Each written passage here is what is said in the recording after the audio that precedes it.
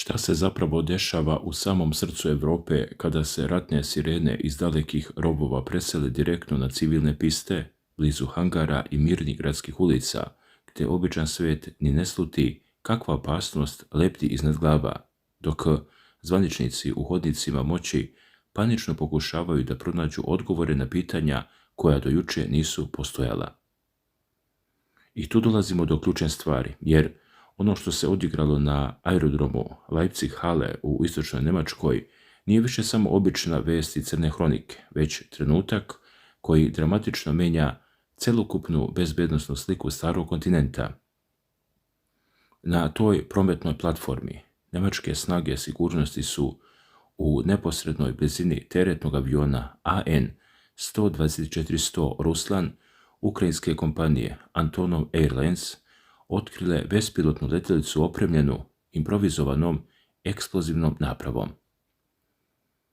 Ta naprava sadržavala je amonijum, nitrat i detonator, a samo pukom srećom i zbog neispravnog detonatora nije došlo do katastrofalne eksplozije koja bi odjeknula širom sveta.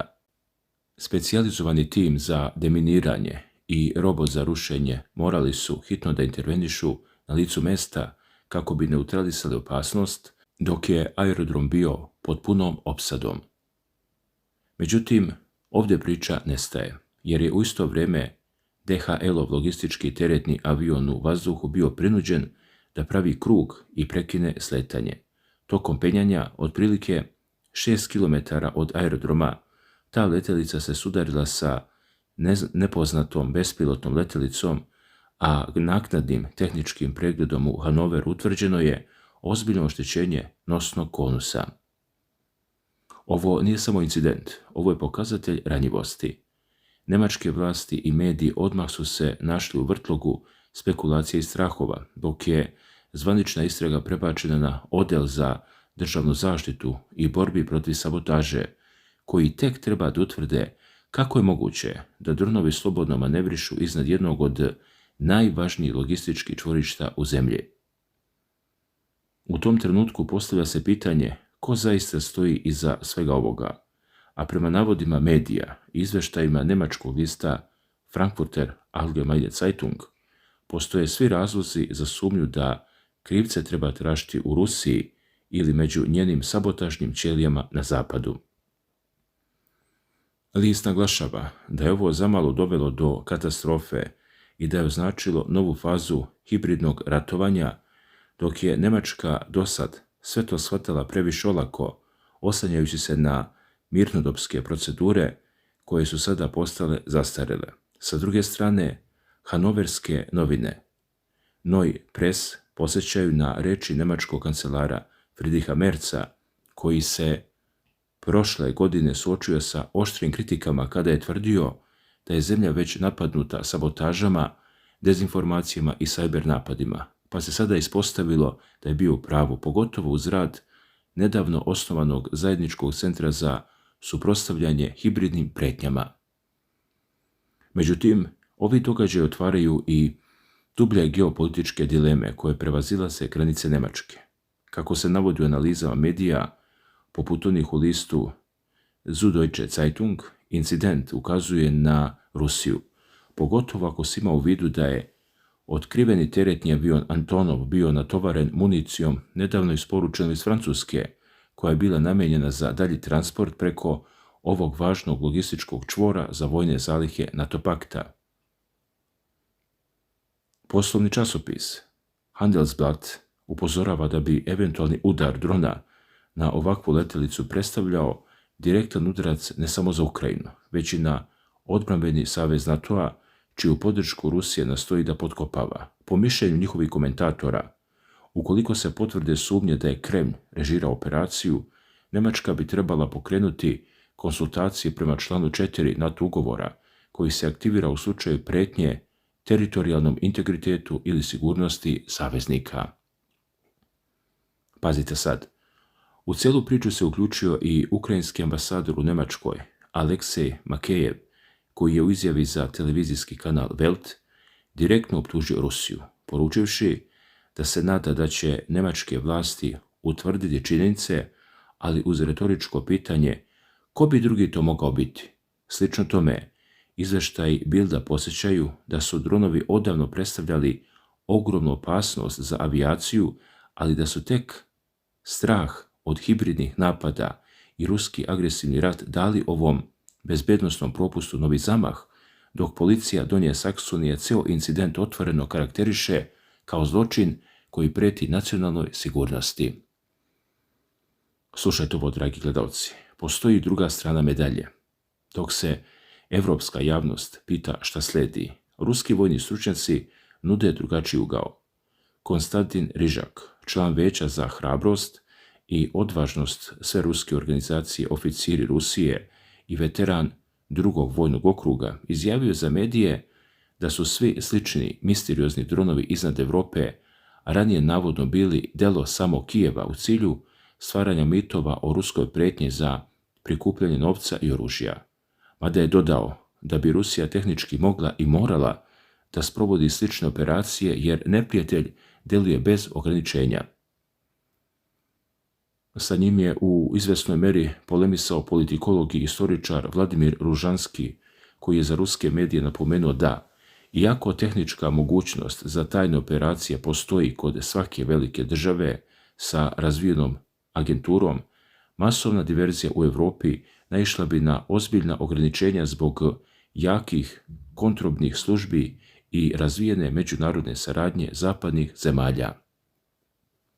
Ovo menja celu sliku i pokazuje koliko je napetost dostigla usijanje. I baš tu nastaje problem, jer što su evropske zemlje dublje uvučene u ukrajinski sukob, to je teže održati iluziju da se ono što se dešava može obuzeti unutar njihovih granica, a zvanični portparol NATO-a i bezbednosni izvori potvrdili su da se situacija prati sa maksimalnom ozbiljnošću. Niko u Evropi danas više ne može da se osjeća potpuno zaštićeno od lančane reakcije koja preti da preraste u daleko veći sukob. Istorijski gledano, ovakvi momenti su uvek bili preteče velikih političkih potresa, a činjenica da se ovakve stvari dešavaju u Nemačkoj, koja je ekonomski motor Evrope, dodatno pojačava strah od destabilizacije transportnih ruta. Zamislite samo kakav bi ekonomski kolaps nastupio ako bi transportna infrastruktura bila trajno ugrožena ovakvim sabotažama. Dalje, važno je razumeti kontekst operacije Paukova mreža o kojoj kruže glasine da bi Rusija mogla da je replicira na ključnim evropskim infrastrukturnim objektima. Iako zvanično potvrde nema, analitičari upozoravaju da bi, ukoliko bi se ovakve operacije isplanirale i izvele precizno, to moglo dovesti do potpunog kolapsa transporta i lanca snabdevanja, što bi direktno uticalo na živote miliona ljudi. Zato je važno da se sigurnosne službe, kako ističu mediji, hitno prilagode novim pretnjama, jer idioti, ekstremisti ili strani agenti više nisu samo hipotetička pretnja, već realnost koja može srušiti avion ili izazvati eksploziju na pisti usred bela dana.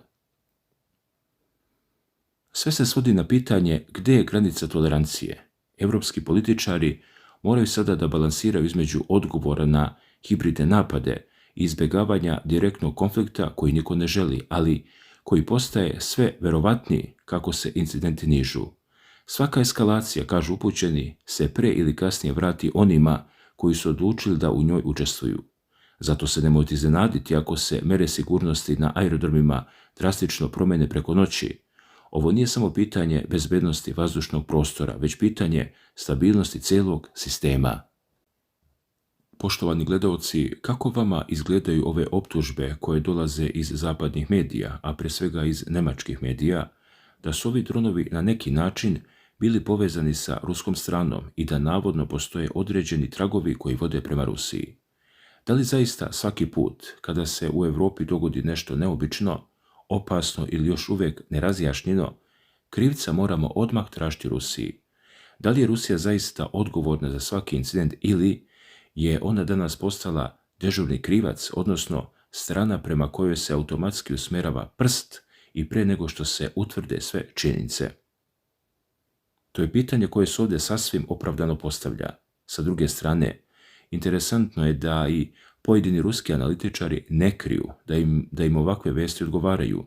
Ne samo da podržavaju ovakav vid, da kažemo, pritiska ili napada, već u neku ruku, što je sa njihove tačke gledišta možda i logično, vole da čuju vesti koje pokazuju da se i duboko u Europi mogu dogoditi ozbiljni bezbednosni incidenti. Međutim, između toga da neko podržava određeni događaj i toga da ga zaista je organizovao, postoji velika razlika. Jedno su komentari, pretpostavke i političke poruke, a nešto sasvim drugo su konkretni dokazi.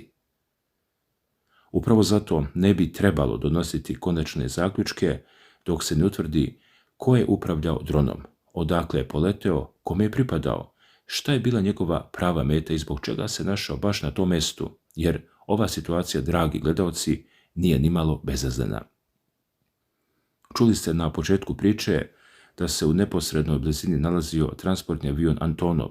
Da se ispravim, avion nije bio naoružan, već je prema navodima koji su se pojavili bio napunjen oružjem ili vojnom opremom i navodno spreman za dalji transport.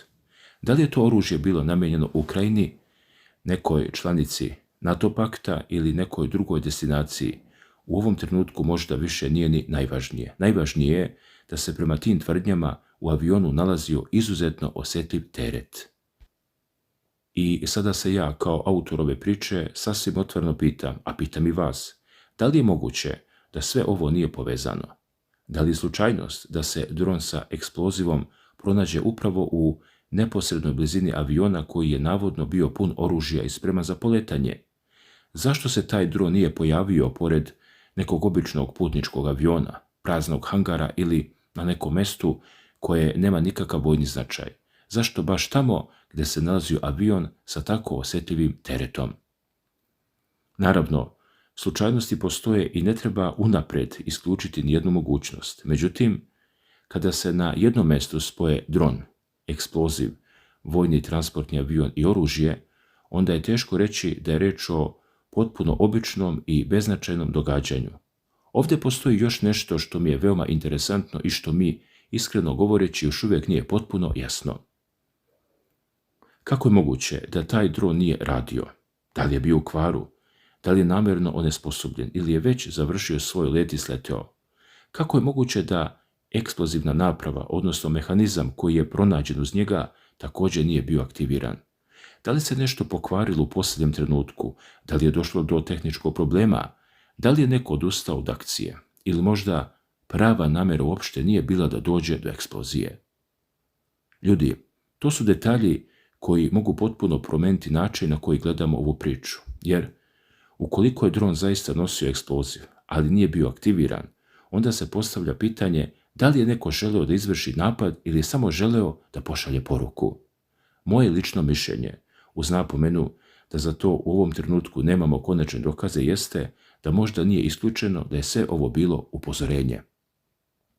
Možda je neko želeo da pokaže da može da priđe veoma osjetljivom objektu. Možda je neko želeo da pokaže da zna gdje se nalazi avion, šta prevozi i kada treba da poleti. Možda nije bilo potrebno ništa uništiti, već je bilo dovoljno ostaviti jasan znak da bezbednost nije potpuna i da se određeni objekti mogu dosegnuti. Ponekad je u ovakvim sukobima poruka snažnija od samog napada. Kada se eksplozija dogodi, pokreće se velika istraga, raste pritisak javnosti, države podižu nivo bezbednosti, a političari traže odgovor. Međutim, kada se pronađe dron sa eksplozivom koji nije detonirao, onda ostaje mnogo više pitanja, sumnji i nervoze. Tada niko ne zna da li je sljedeći put meta neki drugi avion, vojna baza, skladište, aerodrom ili transportni centar. Upravo ta neizvesnost može biti deo psihološkog pritiska. Naravno, moguće je da se radi o pokušaju sabotaže koji je propao. Moguće je da dron nije stigao do planirane mete. Moguće je da je izgubljen signal, da je došlo do kvara ili da je bezbednosni sistem na vrijeme reagovao. Ali ako je to tačno, onda se ponovo postavlja veoma ozbiljno pitanje. Ko je imao informacije o tom avionu i njegovom teretu? Takve informacije obično nisu javno dostupne svakome. Neko bi morao da zna kada avion dolazi, koliko se zadržava, šta se nalazi u njemu i sa kog dela aerodroma treba da poleti.